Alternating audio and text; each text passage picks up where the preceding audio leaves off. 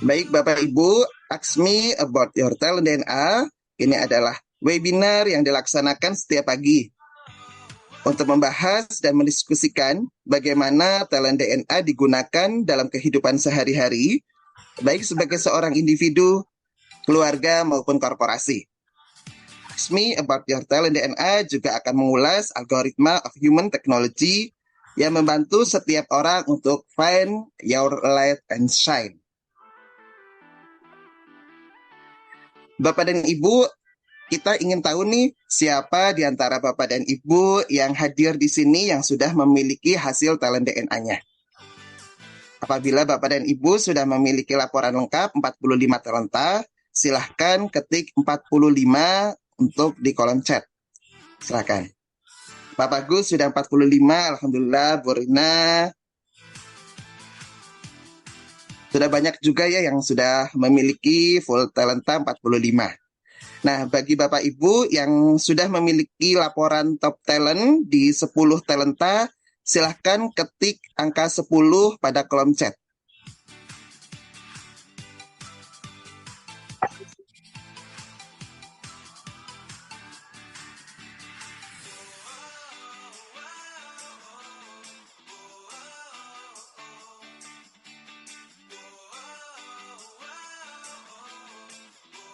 Ya.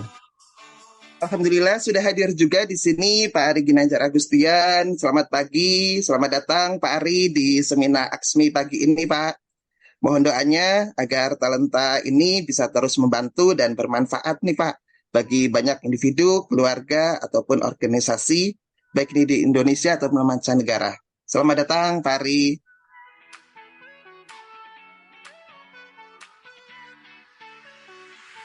Nah, kita lanjutkan kembali. Bapak Ibu yang belum melakukan asesmen dan belum tahu nih apa talentanya, silahkan ketik angka 0 bagi yang belum melakukan asesmen ataupun yang belum tahu talentanya seperti apa, silahkan ketik angka 0 pada kolom chat. Silahkan Bapak Ibu.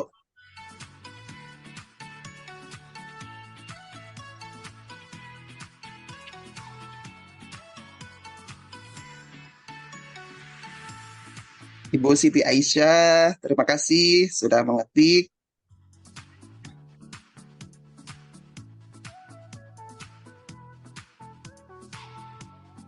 Nah, kami juga ingin tahu nih, siapa di antara Bapak dan Ibu yang baru pertama kali hadir di Aksmi About Your Talent DNA ini, silahkan ketik saya pada kolom chat bagi yang baru pertama kali hadir di seminar pagi ya.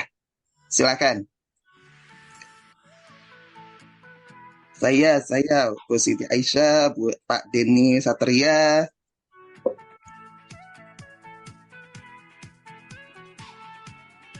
Ya, baik. Bapak Ibu sekalian, kita akan segera mengulas mengenai talent DNA pagi ini bersama Coach Talenta kita, Coach Arif Rahman Saleh. Selamat pagi, Coach Arif. Pagi, Aziz, apa kabar?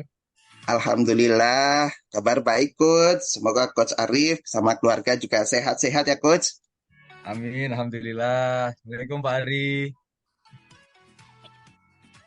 Baik, Coach. Jika kita lihat nih pada kolom chat tadi, masih banyak juga nih di antara peserta yang baru pertama kali hadir di Aksmi About Your Talent DNA ini. Dan bahkan ada juga nih Coach yang belum memiliki hasil talent DNA-nya. Oleh karena itu, saya ingin mengajukan beberapa pertanyaan dulu nih Coach untuk membantu para peserta memahami talent DNA-nya. Yang pertama nih Coach, apa sih talent DNA itu Coach? Oke, baik. Bismillahirrahmanirrahim. Assalamualaikum warahmatullahi wabarakatuh, Bapak dan Ibu semuanya. Izin Pak Ari, saya menjelaskan tentang talent DNA. Jadi, sebelum saya jelaskan tentang talent DNA, saya ingin menceritakan dulu sebuah metafora yang selalu Pak Ari gambarkan gitu. Kita mengenal di Indonesia ini, Aziz, ada 4 Rudi yang terkenal, ya kan? Yang pertama itu adalah Rudi Habibie, kemudian setelah itu Rudi Hartono, kemudian Rudi Hadiswarno dan Rudi Khairuddin. Nah, keunikan dari masing-masing ini kan berbeda, gitu, Aziz. Ya. Jadi kalau Pak Rudi Habibie itu orang yang cerdas, bisa membuat Mm-mm. pesawat terbang. Mm-mm. Kemudian Rudi Hartono itu Mm-mm. juara bulu tangkis. Kemudian Ya. Rudi Hadiswarno hairstylist menata rambut, sedangkan Rudi Khairuddin itu Mm-mm. jago masak. Semuanya namanya Rudi tapi berbeda. Bayangkan, cuman sekarang ini Aziz, Ya. kalau Pak Rudi Habibie harus menata rambut dan kemudian Rudi Khairuddin bermain bulu tangkis. Kira-kira apa yang terjadi? Cakap-cakap. Ya kan? Atau kemudian Rudi Hartono diminta untuk memasak. Kira-kira itu apa, penggorengan itu diganti sama apa itu? Atau Hadi Suwarno ditugaskan membuat pesawat terbang. Nah, akhirnya ya mungkin bisa, tapi perlu waktu lama dan kemudian mereka yang sudah punya kekuatan ya harus bisa jadi stres gitu. Oleh karena itu, Pak Ari membuat sebuah tools untuk melihat apa kekuatan algoritma pada setiap orang. Jadi ini adalah sebuah metode untuk Mm-mm. mengidentifikasi kecenderungan pola perilaku alami dan spontan, Mm-mm. termasuk yang dirasakan oleh seseorang, pikirkan, dan kemudian yang kita lakukan, sehingga mempengaruhi cara kita merespon situasi dan mengambil sebuah keputusan. Kurang lebih seperti itu, Zis. Alhamdulillah baik coach. Nah, pertanyaan kedua nih coach. Bagaimana latar belakang talent DNA ini dirumuskan nih coach? Oke, jadi Pak Ari sendiri sebetulnya sudah merumuskan konsep ini itu 23 tahun yang lalu dalam buku beliau ISQ Jilid 1 tahun 2000. Beliau menjelaskan tentang sebuah konsep yang di dalam buku itu dijelaskan sebagai anggukan universal, yaitu yang mengungkap algoritma of human technology. Dalam konsep pemikiran tersebut, Pak Ari menyimpulkan bahwa ada sebuah keteraturan atau algoritma yang mempengaruhi perilaku manusia. Mm-mm. Kemudian beliau menjelaskan barometer suara hati sebagai metode untuk mengenal algoritma dalam diri setiap manusia. Kemudian konsep tersebut dikembangkan di dalam ISQ Jilid 2 atau ISQ Mm-mm. Power. Ya. Kemudian setelah itu di tahun 2003 masa itu Mm-mm. sebuah spiritual artificial intelligence yang mempengaruhi bagaimana manusia merespons situasi dan mengambil keputusan. Dan kemudian setelah 23 tahun pengalaman Pak Ari, pengamatan, akhirnya konsep tersebut berevolusi dan diformulasikan secara ilmiah dalam bentuk talent DNA yang sekarang Bapak dan Ibu ambil. Dalam talent DNA tersebut, kita mengungkapkan algoritma of human technology ke dalam 45 talenta sehingga setiap orang bisa mengetahui apa yang menjadi kekuatan unik dalam diri. Yang dalam kolom chat itu Pak Ari betul sekali, yang bahaya kalau tidak kenal di karakter diri sendiri, tidak kenal karakter pasangan, tidak kenal rekan kerja, akhirnya cekcok, akhirnya ambiar kan gitu. Memaksakan Rudi Hadiswarno untuk buat pesawat terbang atau melihat orang lain, saya bisa buat pesawat terbang kok kamu nggak bisa buat pesawat terbang gitu. Dan akhirnya Ya. memaksakan dan saling tidak memahami, itu yang kemudian kita ingin selesaikan dengan talent DNA gitu. Oke. Baik, Coach Arif. Nah, pertanyaan selanjutnya nih Coach. Apa manfaat dari talenta DNA ini nih Coach? Oke, apa manfaatnya ketika kita mengetahui natural behavior dari setiap Mm-mm. orang? Bagi Ya. individu tentu ini menjadi sebuah Mm-mm. self awareness. Kita Mm-mm. mengenal keunikan diri, kenapa saya berbeda dari orang lain. Ya. Juga bagi adik-adik kita, anak-anak kita yang sedang dalam tahap ingin menentukan pilihan bidang studi atau karir, ini bisa Mm-mm. sangat membantu sekali. Mm-mm. Dengan talenta ini, kenapa kemudian kita suka dengan sesuatu hal, dan dengan Mm-mm. berdasarkan talenta ini, kita itu akan sangat sesuai sekali kalau kita Mm-mm. bekerja di bidang apa. Itu bagi individu. Kemudian bagi keluarga, ya Mm-mm. tentu kalau saling memahami kan lebih rukun, gitu. Ya. Kemudian setelah itu lebih harmonis. Mm-mm. Kalau kata Fahri, biar nggak ambiar gitu.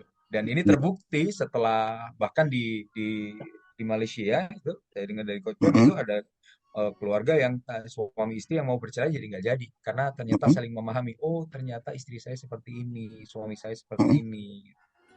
Kemudian kalau bagi organisasi, oh ini Mm-mm. justru tools yang sangat powerful sih.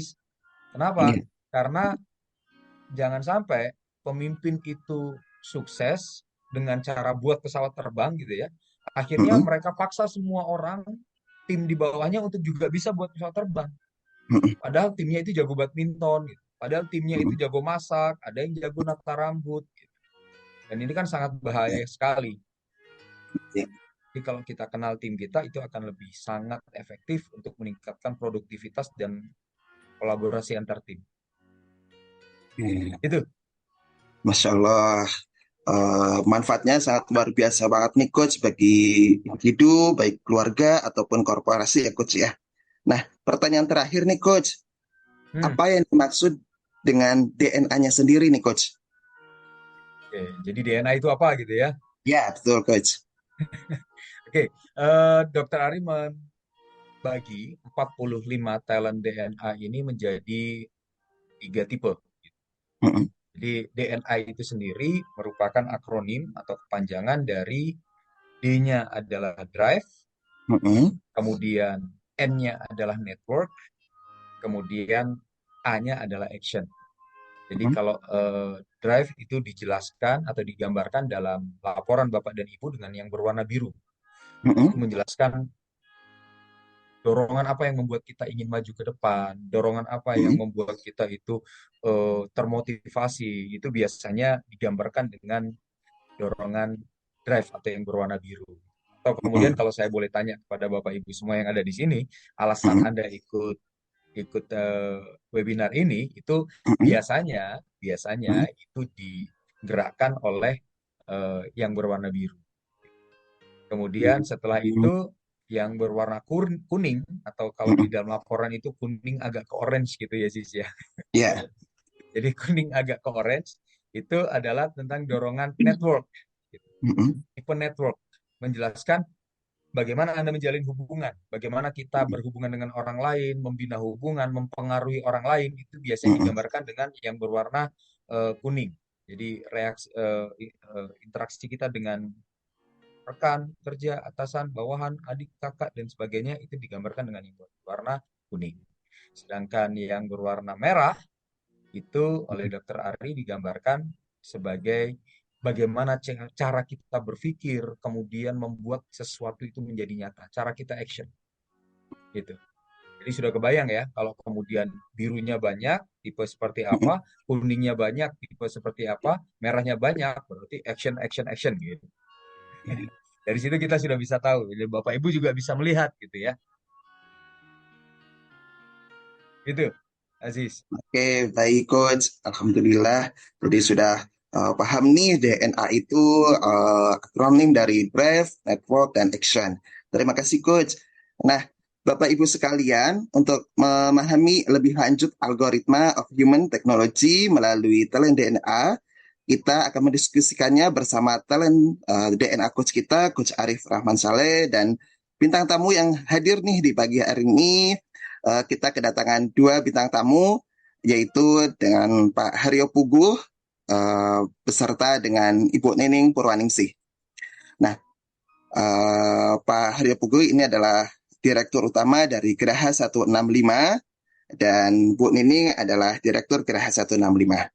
Selamat pagi nih Pak Puguh, Ibu Nining. Selamat Pagi. pagi. Ya, gimana nih kabar nih Pak Puguh, Assalamualaikum. Bu Nining? Sehat ya? Alhamdulillah. Alhamdulillah. Alhamdulillah, baik, sehat. Alhamdulillah. Nah, kita bacakan top dan bottom talent dari Pak Puguh dan Bu Nining ya. Silahkan Coach Eka untuk ditampilkan.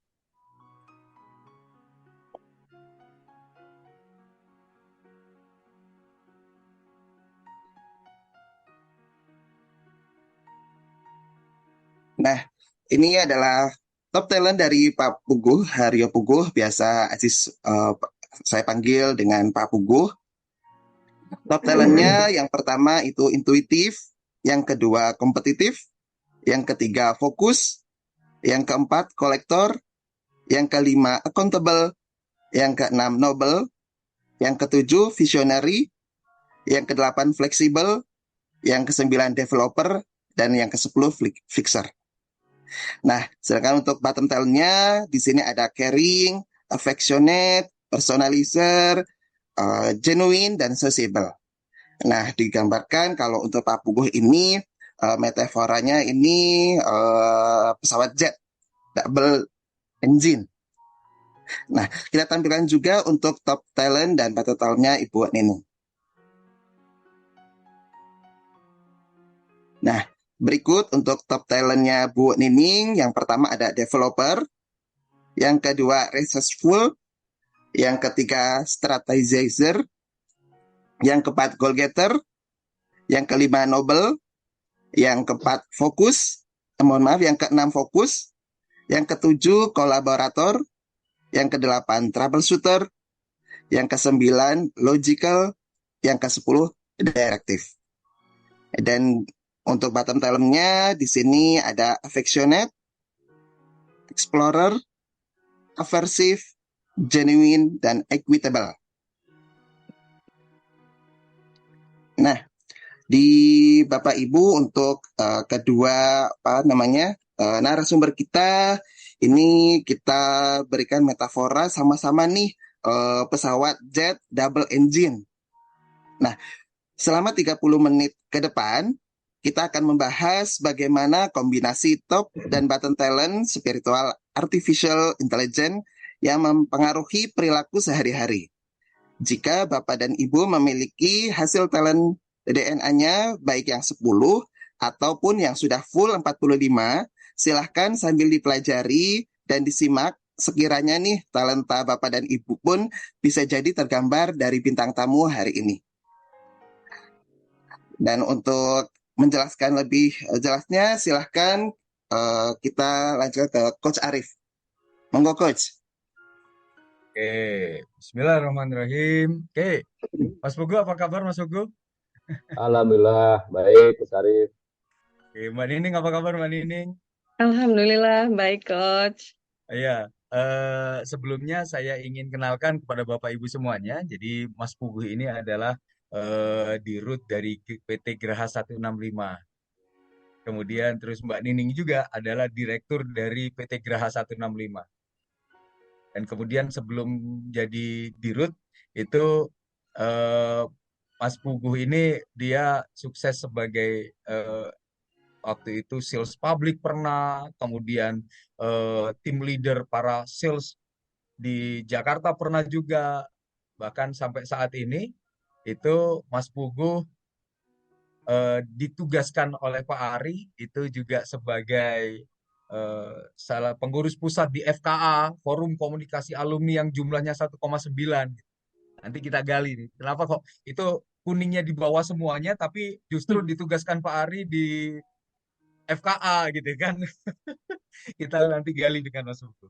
Kemudian setelah itu, selain sukses memimpin tim sales, sukses kemudian memegang FKA, jagain alumni gitu ya. Beliau juga PA dari personal asistennya Pak Ari. Dari tahun 2010 ya Mas Pugu ya. Iya, Kemudian setelah itu, kata Pak Ari, semua staf Geraha 165 perlu hadir supaya kenal dengan bosnya. Kemudian beliau pernah waktu itu direktur PT Geraha 165, kemudian juga GM PR, dan sekarang dirut PT Geraha 165. Kata Pak Ari, PA yang paling kaku. Oke, oke. Mas Pugu. Jadi kalau kita lihat Mas Pugu gitu ya. Jadi Mas Pugu itu dorongannya adalah kompetitif, kolektor, noble, dan visionary. Jadi digerakkan oleh purpose, noble, nanti kita tanya. Kemudian kolektor, jadi keinginannya Mas Pugu itu untuk orang-orang kolektor itu biasanya termotivasi ketika, oh ya sudah saya pengen tahu, banyak mengkoleksi ilmu, knowledge, dan sebagainya, siapa tahu nanti ke depannya. ditambah dengan visionary, artinya berpikirnya cara pandangnya selalu ke depan. Kemudian kompetitif, ini bukan selalu ingin berkompetisi, tapi cara orang-orang kompetitif lebih ke arah, oke, bagaimana caranya agar saya bisa nyusul orang itu, bagaimana caranya agar saya lebih baik. Jadi kalau mungkin dalam agama Islam itu ada fastabiqul khairat. Kemudian setelah itu cara Mas Pugu untuk mengembangkan orang itu adalah dengan cara developer. Bagaimana kemudian mengembangkan orang lain biar bisa lebih baik. Kemudian cara Mas Pugu itu eksekusi, action adalah dengan cara uh, intuitif. Intuitif itu adalah dengan common sense gitu, sixth sense-nya, feeling-nya. Kemudian fokus mengerjakan satu persatu hingga selesai. Kemudian caranya adalah dengan cara akuntabel, melaksanakan amanah sebaik-baiknya, fleksibel, bisa mengubah berbagai macam cara melihat tergantung pada situasi. Kemudian setelah itu fixer. Jadi caranya adalah dengan melihat apa akar masalahnya, kemudian diperbaiki. Sedangkan di bottom talent-nya, wah ini menarik Mas Bubu. Jadi caring ketika di bottom talent, maka biasanya seseorang kecenderungan perilakunya adalah kurang peka terhadap perasaan seseorang, situasi yang sedang terjadi di sekitar. Kemudian affectionate, kemudian tidak secara natural, kemudian ingin membantu, menolong orang lain, atau melayani orang lain. Kemudian personalizer ketika ada di bottom talent, maka biasanya cenderung untuk menganggap bahwa semua orang itu sama. Jadi tidak perlu diperlakukan berbeda. Genuine ada di di bottom five itu orang-orang yang genuine ada di bottom five itu biasanya menganggap bahwa ya hubungan itu tidak perlu terlalu mendalam. Jadi ketika cara membangun hubungan itu ya lebih dimotivasi oleh bukan pertemanan, loyalitas dan sebagainya. Kemudian sociable itu kecenderungan ketika di bottom maka cenderung untuk lebih ya ketika ketemu sama orang gitu tidak lebih suka diam daripada kemudian bicara dan bertemu dengan orang lain. Oke, kurang lebih seperti itu. Oke, Mas Buku, ini menarik nih. Saya pengen tanya terlebih dahulu gitu kan. Di sini ada Nobel. Saya kalau ketemu orang-orang Nobel itu yang pasti saya tanya itu duluan gini Mas Buku. Apa artinya kerja di menara? Atau apa artinya di ISQ bagi Mas Buku? Monggo Mas Buku. Ya. Assalamualaikum warahmatullahi wabarakatuh. Waalaikumsalam warahmatullahi wabarakatuh. Assalamualaikum Pak Ari. Terima kasih Coach Ari. Saya itu dulu 9 tahun pegawai negeri Mas Ari. Pegawai negeri dari setelah lulus kuliah saya pegawai negeri. Kemudian saya ingat sekali tahun 2005 itu saya dapat hadiah dari ibu mertua saya ikut training ISP. Antara saya ikut dengan dengan tugas saya di pegawai negeri itu dekat sekali karena waktu saya dapat tugas untuk menggolkan aturan pengujian emisi gas buang kendaraan bermotor dengan standar internasional. Persis Februari selesai, Maret ditandatangani oleh Menteri. Kemudian April, tepat di hari ulang tahun saya dapat hadiah dari ibu mertua ikut training ISP. Artinya kalau di puncak karir waktu saya sudah top lah di pegawai di divisi saya waktu itu di laboratorium saya gitu kan sebagai researcher. Ketika saya ikut, saya tersungkur dan saya melihat tugas saya selesai di pegawai negeri, maka inilah pilihan saya untuk mengabdi, menyebarkan apa yang saya dapatkan waktu itu di training ISP. Sehingga saya nggak berpikir panjang waktu itu, saya langsung putuskan, nggak diskusi sama istri, nggak diskusi dengan orang tua, saya langsung putuskan saya mengundurkan diri dari pegawai negeri. Sehingga tahun 2005, 1 September, persis 1 September, di bulan ini, tepat 18 tahun, saya mengabdi di ISP untuk menyebarkan CA166 ini. Itu Mas Arif. Luar biasa. Ini menarik nih. Tanpa diskusi sama istri, tanpa diskusi sama orang tua, memutuskan mundur dari pegawai negeri gitu ya Mas Uge ya. Iya, jadi kalau dipikir saya dibilang sama teman-teman ya gila gitu karena apa yang saya dapat waktu itu sebenarnya saya dapat dapat dari apa yang saya dapat dari pegawai itu bisa dibilang insentif yang dapat itu nggak semua orang bisa dapat gitu kan. Resmi waktu itu. Jadi saya bisa dapatkan untuk satu pengujian itu saya bisa dapat insentif yang bahkan lebih dari apa yang saya dapatkan secara rutin dari pemerintah waktu itu. Dan saya juga Ya, pikir saya nggak mau berdiri di dua kaki gitu ya sebagai pegawai negeri. Kemudian waktu itu pikiran saya berdiri di satu kaki di pegawai negeri, kemudian satu kaki ngobjek lah di luar. Gitu. Kesempatannya sebetulnya banyak gitu. iya, iya. Kesempatannya banyak karena saya tidak tempatkan di pusat waktu itu tuh saya tempatkan di di laboratorium juga peluangnya banyak sebetulnya gitu kalau untuk Iya. saya mau di dua kaki. Oke. Jadi Bapak dan Ibu juga bisa melihat nih sekarang kira-kira talent mana yang sedang berbicara itu ya dari Hmm. keyword-keywordnya Mas Puguh gitu. Jadi bahwa ketika ketemu di ISQ, kemudian setelah itu menjaga nilai-nilai 165, itulah kekuatan orang-orang Nobel. Jadi orang-orang Nobel adalah orang-orang yang digerakkan karena sebuah purpose, sebuah tujuan yang betul-betul berarti dan itu dipegang teguh. Betul ya Mas Puguh ya? Ya, Dan kemudian Nobel dicampur dengan intuitif. Itu yang akhirnya membuat tanpa diskusi dengan istri, orang tua akhirnya memutuskan untuk resign dari pegawai negeri dan kemudian join di ISQ. Itu. Dan ketika mengeksekusinya, Mas Hugo sangat memegang Nobel ditambah dengan akuntabel. Jadinya sangat memegang teguh amanah, sangat memegang teguh amanah dan kemudian sangat sehingga ya saya nggak mau berdiri di dua kaki. Saya nggak mau berdiri di dua kaki. Saya tidak mau ngobjek. Saya tidak mau ya akhirnya kemudian itu yang membuat keputusannya Mas Puguh akhirnya meninggal pegawai negeri dan kemudian memilih untuk menyebarkan nilai-nilai 165. Oke, satu lagi Mas Puguh, ini yang juga menjadi pertanyaan gitu kan. Itu kuning semua, terus di bawah itu kan, itu cara Mas Puguh jadi handle alumni itu gimana Mas Puguh? Sedangkan Mas Puguh kan FKA pusat gitu ya. Gimana itu caranya Mas Puguh? Menarik. Silakan sebelum kita kembali nih habis gini. iya. Saya waktu itu saya ingat banget waktu itu masih di kantor lama gitu. Pak Bui waktu itu sebagai PDO Presiden Director Office kalau nggak salah. Kemudian saya dipanggil ngobrol Mas, Bapak minta Mas Tugu jadi wakil sekjen FKA ISQ. Hmm. Waduh, sebelum itu.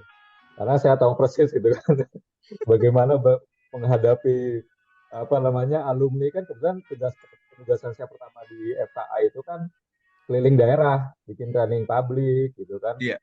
Terus ada beberapa daerah yang apa perlu dibenahi gitu kan dulu sampai kemana-mana lah gitu ya. Ya hampir semua pulau di Indonesia saya kunjungi dalam konteks untuk mengembangkan training public ISQ gitu dulu di NDP, National Development Program gitu kan.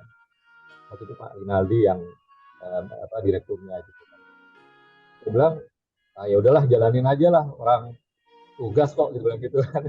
jadi ya jadi ya kalau kalau sampai hari ini alhamdulillah masih diamani oleh Pak Aris sebagai pengurus di FISU, saya terpikir bahwa ya itu bagian dari misi yang harus saya jalankan gitu kan. Nah bagian dari misi itu adalah nggak statis kan, dia dinamis. Dinamis itu adalah ketika saya berhadapan dengan anak-anak remaja ya kan, ya, alumni teens, ada shot di situ, kemudian ada Posma, kemudian ada korwil-korwil gitu kan yang tentang usianya itu ada yang masih apa sekitar 30-35 tahun sampai ada yang udah sepuh gitu kan. Ya mungkin karena saya melihat bahwa itu adalah bagian dari sebuah misi yang harus saya jalankan, yang diamanahkan kepada saya ya, dengan berbagai macam cara saya yang tadinya nggak susah senyum ya harus saya paksa untuk senyum. Bahwa itu mungkin mungkin senyumnya kadang-kadang nggak senyumnya kadang-kadang nggak bunyi gitu. Nggak senyum tapi matanya melotot gitu. Itu. Senyum tapi matanya melotot gitu ya. Ya, Senyumnya kenapa? Karena amanah. ya.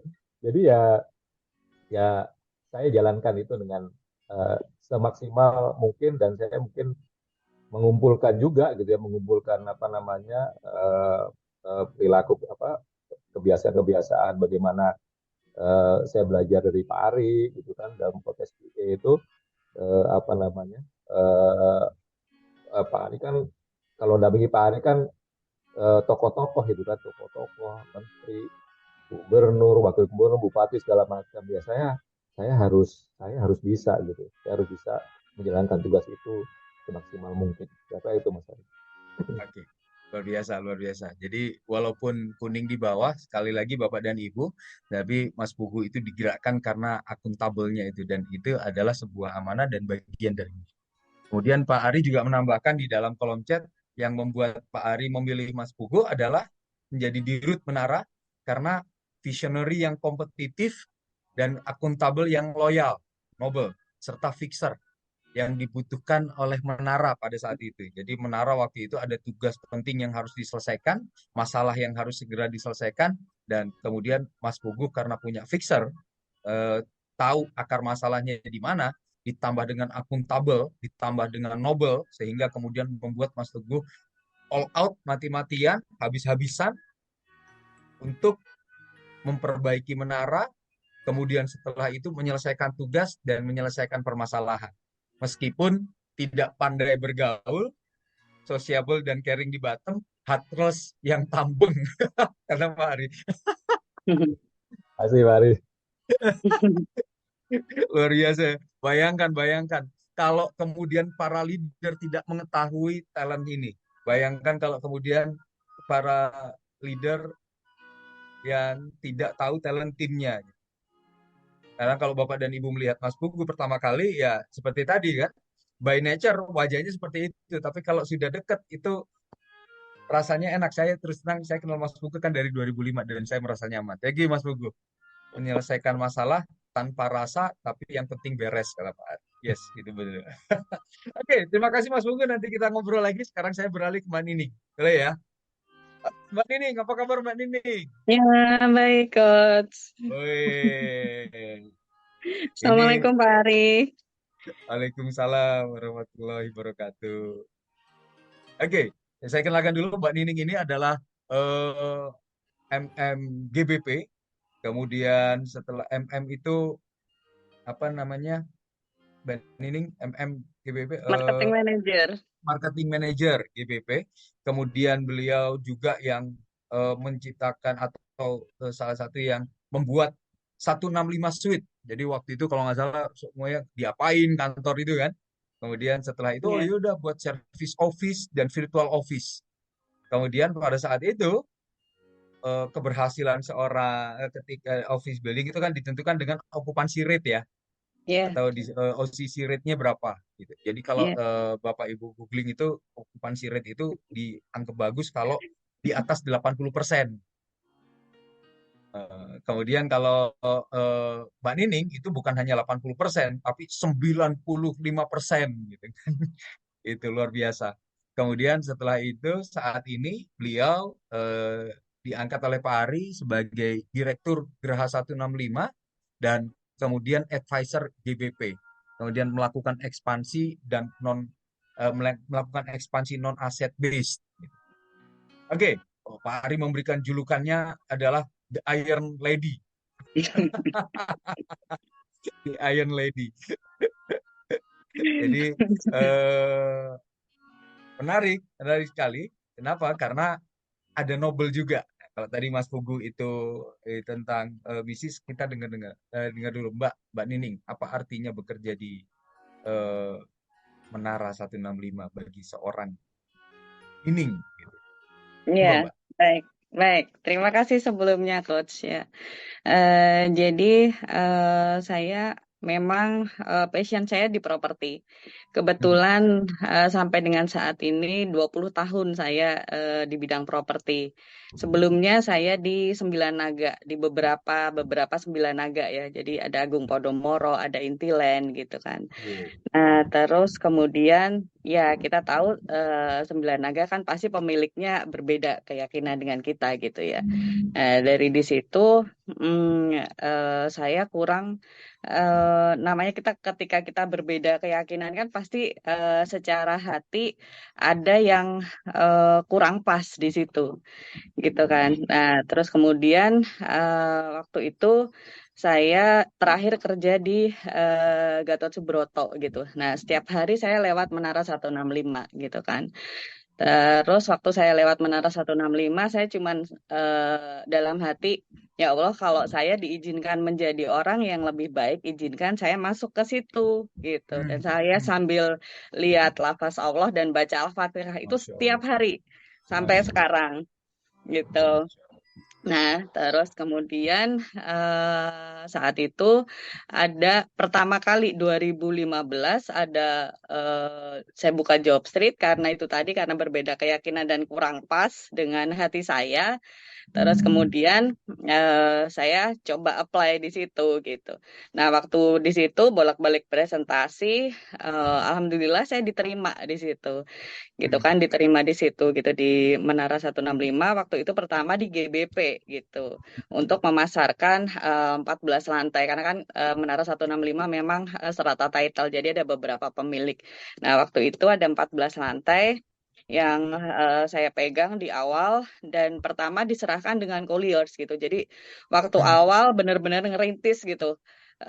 Terus dari yang 14 lantai, satu lantai kondisinya dulu amat sangat berantakan gitu karena dari hotel yang mungkin dari pemilik sebelumnya kurang kurang proper di situ, jadi akhirnya diserah terimakan dibeli oleh Pak Ari gitu kan.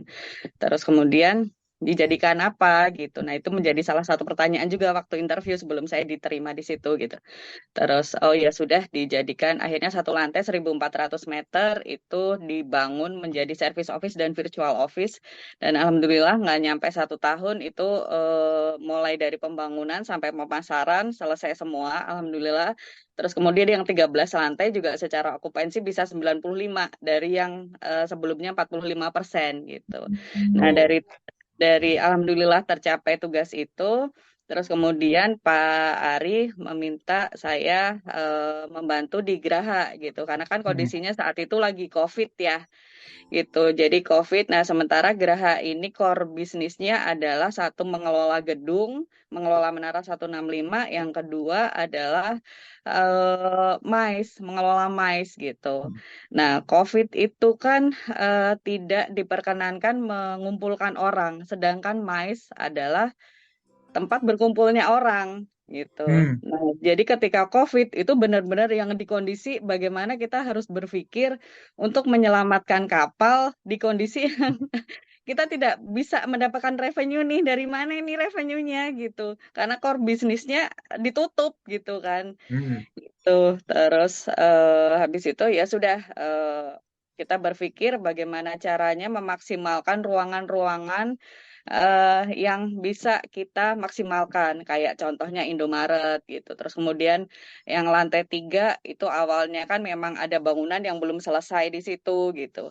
Nah, itu saya menyelesaikan lantai 3 itu dengan melelang kasur. Jadi untuk bikin kantor itu saya dari lelang kasur-kasur yang Luar awalnya biasa. untuk hotel gitu. Jadi harusnya hotelnya satu lantai, tapi yang baru terbangun hanya setengah lantai gitu.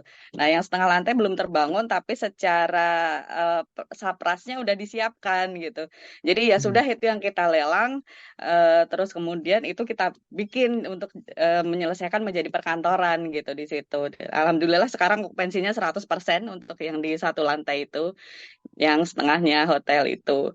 Itu terus ya alhamdulillah dengan COVID berakhir, sekarang pun juga okupansi makin meningkat, terus kemudian untuk MICE juga sudah bisa alhamdulillah kembali normal, dan bahkan kita bisa maksimalkan dengan tambahan-tambahan internal event kayak kemarin wedding exhibition. Terus kemudian besok insya Allah tanggal 8 sampai 10 September kita mau bikin acara halal fair. Alhamdulillah sudah full book, ada 100 Wow. UMKM yang join di situ gitu alhamdulillah. Terus kemarin laporan per Juli Graha growth 400%. Good ya. Luar biasa, luar biasa. Tepuk Ya. tangan dulu untuk Mbak Nining. Jadi sesuai kalau Pak Ari gitu ya menjuluki sebagai the Iron Lady. Kenapa? Kalau kita lihat di sini itu bayangkan goal getter seorang yang pertama lagi didorong oleh rasa sebuah sebuah meaning dan purpose untuk bekerja di Menara 165 gitu ya. Kemudian ditambah dengan goal getter, kemudian dorongannya adalah ingin mengatur atau ingin dorongannya itu untuk mengatur, menguasai keadaan dan sebagainya. Kemudian namun genuinenya itu di bawah, affectionate-nya di bawah gitu ya. Artinya apa? Mbak Nining ya, di Iron Lady gitu ya. Kira-kira untuk mencapai target itu apapun dilakukan gitu ya Mbak Nining ya. Iya, iya. Gitu, termasuk manusianya. Iya, betul. Kemudian terus betul tadi betul sekali yang disampaikan oleh Pak Ari di kolom chat. Jadi kita lihat bagaimana resourceful-nya tadi bekerja. Oh, ada kasur nganggur, ya udah dilelang aja kemudian jadi office kan gitu. Iya, Kemudian bagaimana memanfaatkan ruangan-ruangan kosong, sedangkan waktu itu MICE itu sedang kosong atau sedang COVID lagi ditutup. Tapi bagaimana caranya untuk profit? Tidak mudah. Dan kemudian resourceful strategizer, artinya kalau resourceful itu seperti kita ada di sebuah meja makan, berantakan piringnya. Oleh seorang resourceful itu biasanya dikelola gimana caranya agar nggak berantakan, agar rapi dan kemudian bisa menghasilkan. Tambah iya. strategizer, kalau hanya Setiap resourceful minggu tanpa harus strategizer, menghasilkan. resourceful tanpa strategizer itu biasanya orang-orang yang memanfaatkan resource yang ada. Tapi ketika tambah strategizer, pada saat yang sama Mbak Nini juga bisa melihat apa aja yang perlu ditambahkan. Resource dari luar seperti apa yang perlu ditambahkan. Gitu. Hingga kemudian eh, itu yang membuat Mbak Nining akhirnya achieve goal getter dan fokus, betul. Akhirnya membuat Pak Ari ini apa nyaman gitu ya, tidak perlu ditanya, tidak perlu target pasti tercapai dan kemudian nggak bisa eh, tidak bisa tidak bisa tidur kalau nggak achieve target. Dan saat yang paling membahagiakan itu ketika ngelihat grafik naik, betul ya Mbak Nining ya? Iya. Goal getter itu. Goal getter luar biasa. Terima kasih. Oke, oke. Oke, sekarang kita akan bahas ya, ditampilkan dua-duanya Mbak Nining dan juga Mas Puguh nih. Menarik ini. Kenapa kemudian gabungan antara Heartless yang tambeng, kalau kata Pak Ari tadi, ya. Heartless yang tambeng, kemudian ditambah dengan Iron Lady. Kira-kira itu kerjasamanya atau ininya gimana sih itu, Mbak Nining dan Mas Puguh? Itu pembagian kerjasamanya itu gimana kalau di Geraha 165 itu Iya. biasanya? Silakan Mas Pugu atau Mbak Nining. Apa yang kerjaan seperti apa yang berjalan dengan sangat baik? Dulu atau Mbak ini? Boleh, Iya, boleh Mas Pugu. silakan Pak Pugu Oke, dulu. ya. Eh, jadi gini, kalau tadi kan Mbak Nining ini kan dia kan setiap inci harus menghasilkan uang gitu kan. Jadi ide dia untuk mengoptimalkan semua aset yang ada itu menjadi top of mind dia. Jadi ketika itu sudah optimal, dia masih berpikir terus bagaimana mendapatkan pendapatan lagi gitu kan. Nah saya eh, apa namanya ambil peran, ada tugas besar yang harus kami selesaikan, itu kami bagi secara langsung gitu. Walaupun sebenarnya nggak ngomong juga gitu, cuman oke, saya ngurusin yang satu hal gitu kan, yang perlu koordinasi sama beberapa pihak gitu kan. Ya hanya saya berpegang dan saya dan ini yakin bahwa PR ini bisa kita selesaikan. PR yang sudah bertahun-tahun belum selesai bisa kita selesaikan gitu. Karena mungkin tadi saya kan kolektor ya, jadi apa namanya, saya cari informasi lah gitu. Ini apa sih yang belum, ini apa sih yang belum, ini apa sih yang belum, untuk memenuhi ini apa gitu semua. Jadi akhirnya alhamdulillah tahun lalu eh, perizinan menara sampai nyaman sudah selesai, tuntas lah. Gitu. Hari ini juga tuntas itu. Nah itu peran itu yang saya ambil karena tidak mudah berhubungan dengan otoritas pemilik pemilik yang mengeluarkan perizinan tidak mudah. Ada saja hal-hal yang harus kita selesaikan gitu kan, yang sudah mau selesai tiba-tiba masih ada lagi sudah mau selesai, dan itu perlu perlu sebuah perlu sebuah eh, apa kalau orang Jawa itu harus telaten lah, dia harus telaten dan dia juga harus tahu backgroundnya itu apa gitu, apa yang membuat ini mandek gitu. Tapi ini saya juga berikan kepercayaan penuh pada ini, kami saling saya percaya gitu ya, sehingga dia bergerak bebas saja. Dia bergerak bebas, saya mau ide ini, bikin ini. Ya betul sekali, memang alhamdulillah kami per Juli kemarin sudah uh, growth ya, jauh dari performa jauh membaik dari tahun-tahun sebelumnya gitu. Kira-kira itu Mas Arif. Oke, oke, oke. Jadi ini ya, kalau dari cerita Mas Pugu tadi, dua engine berjalan pada pesawat yang sama gitu. Jadi Mas Pugu jalan, Mbak Nining jalan. Dan kemudian sebetulnya bukan karena ini Mas Pugu, Mbak Nining, satu digerakkan oleh misi yang sama. Nah, kemudian yang jarang komunikasi itu adalah karena sama-sama affectionate dan genuine-nya di bawah gitu.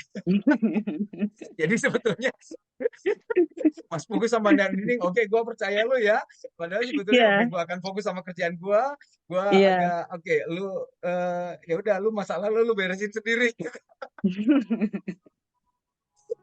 Tapi karena semuanya noble digerakkan dengan goal getter sama noble dengan akuntabel, akhirnya dua menjadi luar biasa. Dan kemudian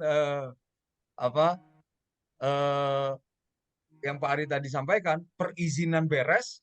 Kenapa Mas Pugu ketika situasi berubah dan sebagainya, flexibility-nya Mas Pugu, kemudian setelah itu akuntabelnya, kemudian tambah kolektor, tambah fixernya, itu mampu menganalisa masalah. Kemudian terus cari duitnya, kata Pak Ari, akhirnya kemudian tercapai masalah menara secara tuntas beres, pencapaian juga beres gitu. Artinya secara bisnis performance-nya itu bagiannya Mbak Nining gitu kalau kata Pak Ari.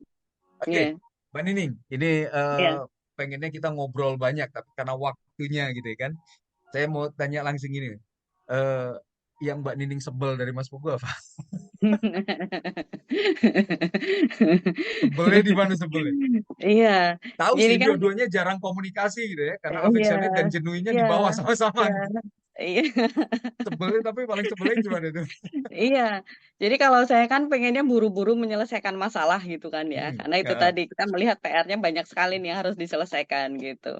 Nah, kadang-kadang saya pengennya cepat-cepat gitu. Tapi di dalam cepat-cepat itu sebenarnya saya juga sudah memperkirakan resiko-resikonya, sudah mempertimbangkan, sudah memplanning gitu. Nah, kadang-kadang Mas Bugu ingetin, yang ini harus gini ya, yang ini harus gitu ya, gitu. Nah, itu saya suka sebel. Apaan sih? Itu juga udah dipikirin, gitu. Gitu.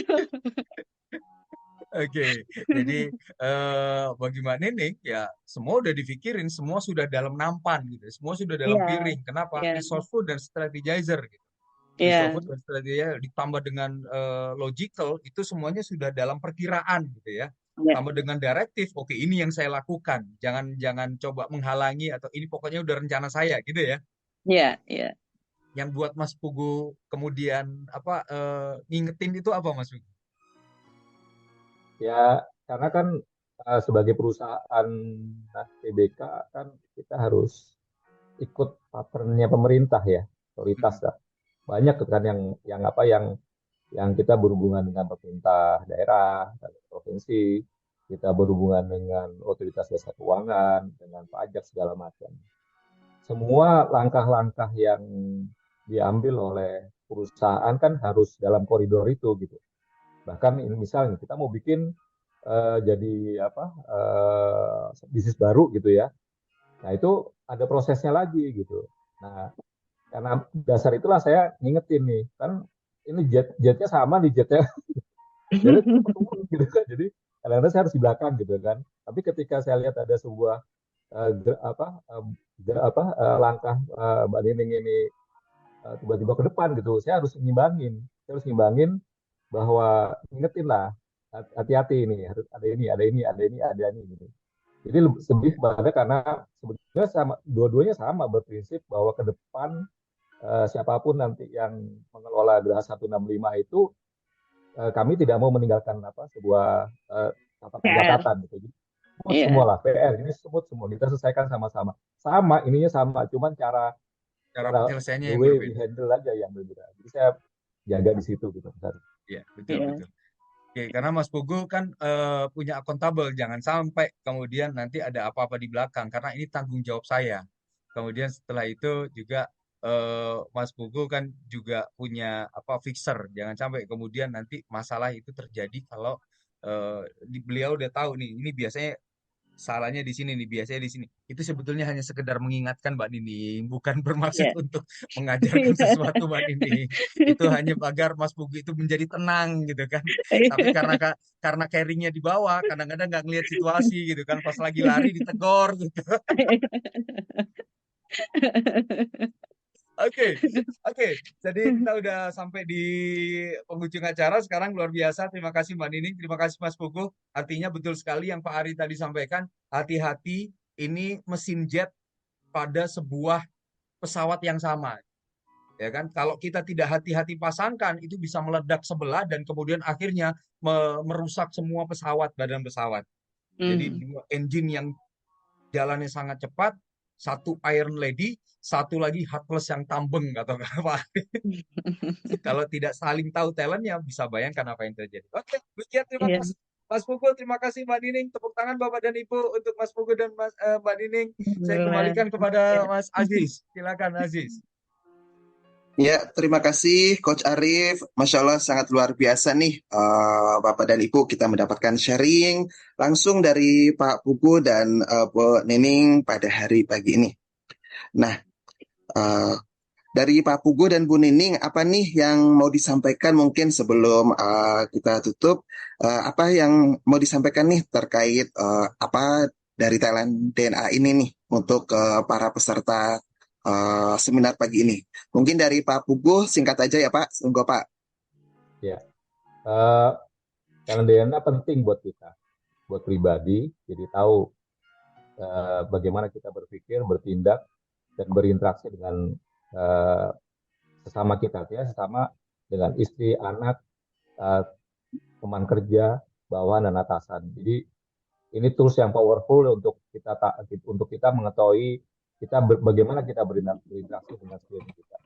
Jadi buat saya sangat sangat bermanfaat dan saya sangat merekomendasikan kita semua harus melakukan tes DNA. Kalau punya keluarga, sekeluarganya ikut semua supaya kita bisa lebih mengenal. Itu Mas Aziz. Terima kasih. Alhamdulillah. Terima kasih Pak Pugu. Selanjutnya dari Bu Nining, singkat juga ya Bu. Monggo Bu. Ya, oke, baik. Terima kasih, Aziz. Ya, jadi memang kalau dengan talent DNA ini saya melihat, mendengar dan merasakan ya, yang saya berlakukan ke tim gitu. Ketika sebelumnya, apalagi dengan Pak Pugu juga ya, sebelumnya ketika saya tidak tahu talent DNA-nya Pak Pugu, tidak tahu talent DNA-nya tim saya gitu, itu masih ada beberapa miss gitu. Tapi ketika saya sudah tahu, oh ya sudah, ini talent DNA-nya ini gitu. Jadi sudah bisa lebih memahami dan itu yang membuat tim semakin solid dan secara pencapaian semakin meningkat gitu. Jadi memang sangat penting dengan talent DNA itu gitu. Alhamdulillah. Pentingnya mengetahui talent DNA masing-masing ataupun tim Ya, juga seperti itu ya. ya. Terakhir nih mungkin dari Coach Arif, Coach, apa yang mau disampaikan untuk para peserta seminar pagi ini nih Coach?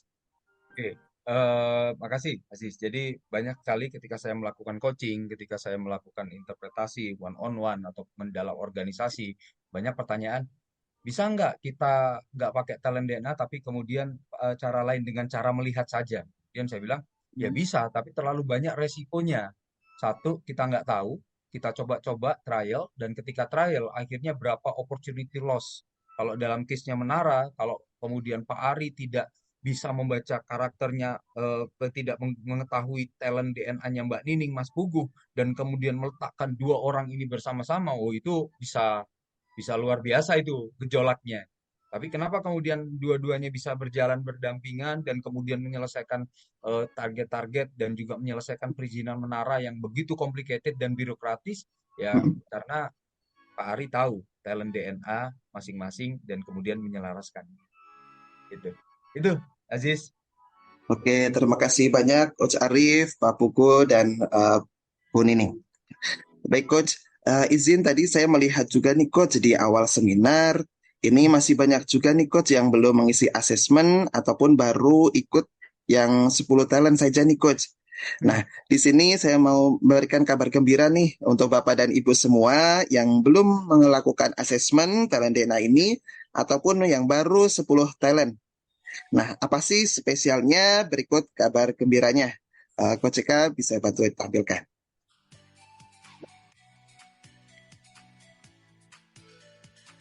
Nah, bagi Bapak dan Ibu yang belum melakukan asesmen dan belum memiliki apa hasil report dari talent A-nya, silahkan monggo langsung bisa menghubungin orang ataupun tim ISQ yang mengundang Bapak Ibu ke seminar pagi hari ini. Dan bagi Bapak dan Ibu yang sudah memiliki hasil report 10 talent, bisa melakukan top up dengan harga spesialnya Rp335.000 ataupun bisa langsung untuk yang harga full talent Rp500.000. Itu sudah mendapatkan free training talent DNA Mastery secara online full day. Nah, pastikan Bapak dan Ibu dapat mendapatkan ataupun mengetahui 45 talent. Caranya gimana? Silahkan Bapak Ibu menghubungin orang yang sebelumnya mengundang atau mengundang Ibu, Bapak ke seminar pagi ini. Nanti Ibu dan Bapak semua akan bisa dibantu untuk mendapatkan asesmen talent DNA supaya mengetahui apa talent DNA kita masing-masing, top 10-nya seperti apa dan bottom-nya seperti apa. Dan kalau yang sudah memiliki 45 talent, ada yang tanya nih, gimana cara bacanya? Bagaimana cara memaksimalkannya? Silahkan Bapak Ibu juga bisa melakukan one-on-one coaching. Pilihannya juga bisa offline ataupun online. Bapak Ibu bisa mendapatkan harga spesial bagi yang ikut seminar pagi hari ini. Silahkan langsung menghubungin orang yang mengundang Bapak Ibu ke seminar pagi ini untuk mendapatkan one-on-one coachingnya. Nah, dan untuk kita juga nanti sore kita ada seminar juga untuk corporate. Nah, ini dia untuk informasinya. High Performance Team with Talent DNA. Bagi dan Bapak dan Ibu bisa join nanti di jam 15.30 sampai jam 17.00. Jadi silahkan Bapak Ibu menghubungi kami untuk mendapatkan link Zoom terkait untuk seminar nanti sore. Nah, sebagai penutup, izinkan saya memberikan informasi bahwa besok di jam yang sama, setiap paginya, setiap hari di jam 5.30 sampai jam 6.30, akan ada lagi seminar Ask Me About Your Talent DNA. Pastikan Bapak dan Ibu hadir di seminar besok, dan Bapak dan Ibu juga bisa mengajak keluarga Bapak Ibu, rekan kerja, ataupun teman-teman untuk mengenali apa itu talent DNA. Terima kasih atas waktunya. Semoga kita mendapatkan manfaat dari seminar Aksmi ini. Dan kita juga akan melakukan polling. Waktu kapan sih yang tepat untuk kita melakukan seminar Aksmi ini? Silahkan untuk pollingnya sudah bisa diklik.